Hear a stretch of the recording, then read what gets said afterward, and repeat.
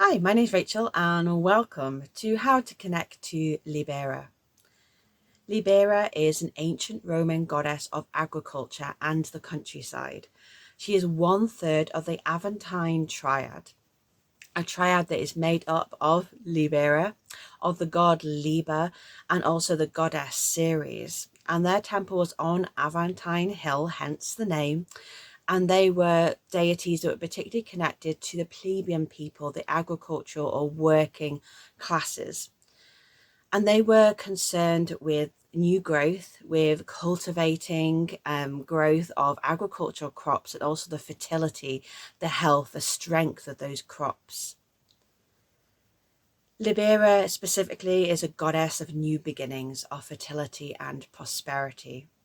And she can help you with navigating emotions. So coming to a new level of emotional maturity. So working out what are the emotions that you are feeling, how to hold space for them, and how to process them.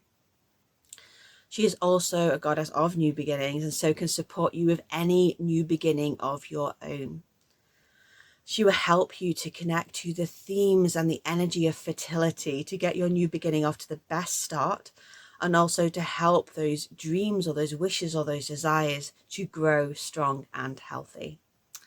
And so here are my top 3 tips for connecting to her.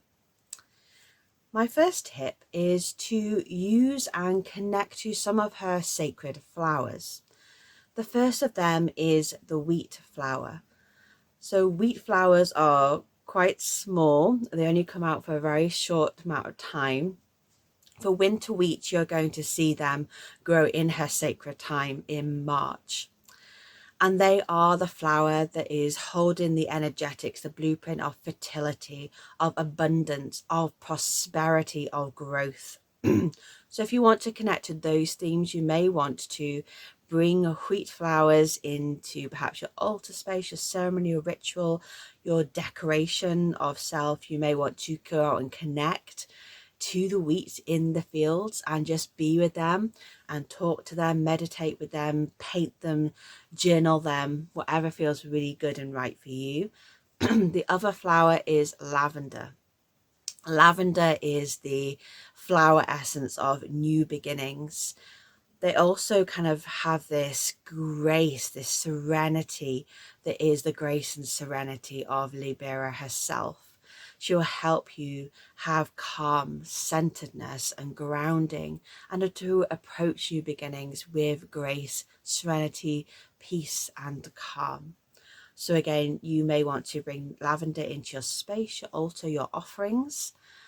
You may also want to connect to the flower essence and take that as a remedy. My second tip is to connect to her in a partnership with Liber. So Libera was often considered to be the feminine or the female side or aspect of Libera. Liber and Libera.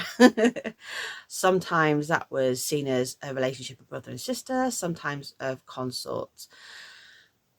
But the important is them working together. They are both deities that are connected to this idea of freedom.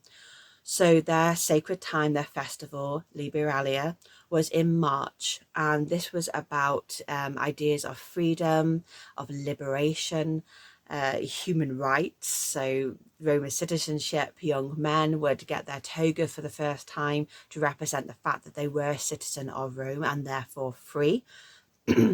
And so they can help us to connect to this idea of freedom and liberty together.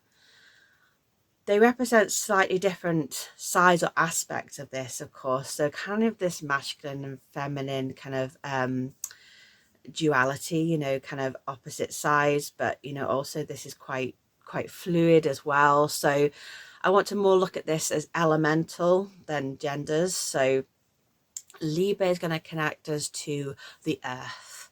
So the idea of freedom and liberty as earth. And so that is our physical body. So he's going to connect us to the liberty and the freedoms around our physical body. So how do we kind of allow it to have that freedom of expression, and it can come down to physically, are you feeling confined? Are you able to move in the way you want to, speak the way you want to, dress the way you want to? Libera is very much the element of water when it comes to freedom and liberation, and so connects us to our emotions. So again, this is about emotional maturity, about emotional freedom and liberation. So I want you to think about freedom and liberation as water. Our emotions, as the element of water, can be a waterfall that's gushing. It's too much water. We can also have the dryness of the desert where there's too little water. So the too much may look like, not being able to control, your emotions, that overtaking. You just can't stop crying. It's stopping you from living a happy life. It's becoming too much. It's just not stopping. The expression of grief, or can go to this where it's just, it's good to express it, but it can become overwhelming to the point it's making you tired and exhausted and physically ill.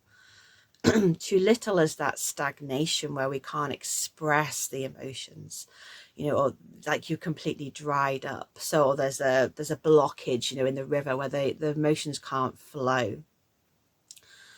So if they can't flow and they're stagnant, movement is going to be really supportive for you. So maybe dancing, singing with Libera, singing was a part of their festival. If there's too much, if it's overflowing, too many emotions, where you're feeling kind of vulnerable or in fear or grief, and you've been crying for days and you just want that peace, stillness is going to be helpful for you. So think of the remedy as the opposite to the imbalance. Stillness, peace, coming into a silent meditation, taking your hands onto your body and holding them there.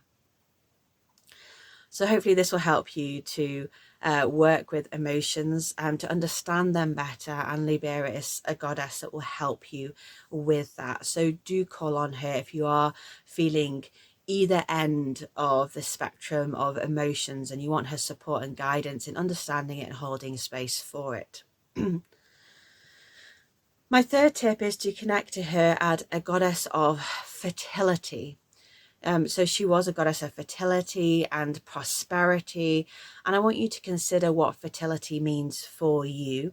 So this may be physical, emotional, spiritual. So when we're talking about physical fertility and the feminine aspect, which is Libera, not Liber, then you want to be thinking about ovarian health. So anything like PCOS, that she can guide you with that, anything with the ovaries during the time of ovulation, helping you to find your ovulation window if you're trying to conceive. Emotional, I said about emotional boundaries, and helping to look after the heart especially. And then spiritual fertility, so that's about these dreams, these desires that we want to bring forth, to create, to make something, to begin something. And so I have some journal prompts for you to explore these ideas, to really starting to get you think about fertility, new beginnings, creation, healthy growth. I'm going to speak them out loud now. I'm also going to write them down in the description below, so you can journal them. So the first one, consider the life goal or creation or intention that you envision at the moment. So just pick one, maybe the big one, and describe every detail of that which you wish to see grow and be present in your life. So if you have a life goal or something, how you want your life to be, I want you to really to go into depth with this, really deep, every way that you feel it. How will you feel? How will it look? How will it sound? When will it be? To what amount? Get every single detail. Be really, really specific about what you are wanting to bring forth and what you're asking for. So 2, what inherent powers do you have that align with this and can be utilized to create it? So this is your skills, knowledge, and experiences, and it's the why this and the why you. So the first question is going to be kind of like, which flower is it that you want to grow?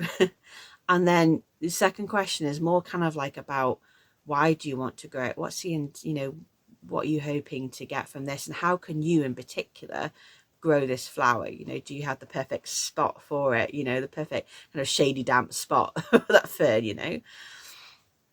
Third question, what fertilizers do you need to help support strong and healthy manifestation? So again, be really, really specific about this. Try to list the things that you really need to help this to grow strong and healthy. So do you need money? Do you need collaboration with other people, the support of community? Do you need space? Do you need time? What kind of tools do you need, for helping you in the garden of growing this? And so those are my top 3 tips for connecting to Libera. If you want to know more about her, then do check out my book, Pantheon, the Romans. Also, I'll post a link down below for all of my ancient Roman books and my books on nature's wisdom and magic. But if you do want to know more about Liber and Ceres as well, I do also have videos on them. The links for them will also be in the description. But do feel free to ask any questions at all in the comments or in my Facebook community, my international group there for people all over the world. Or you can always DM me on social media if you want to ask something or share something privately. So connect at Wolf Woman Rising. And I hope this inspires you, supports you and empowers you, and sending you so much love and many blessings for your continued journey with Libera.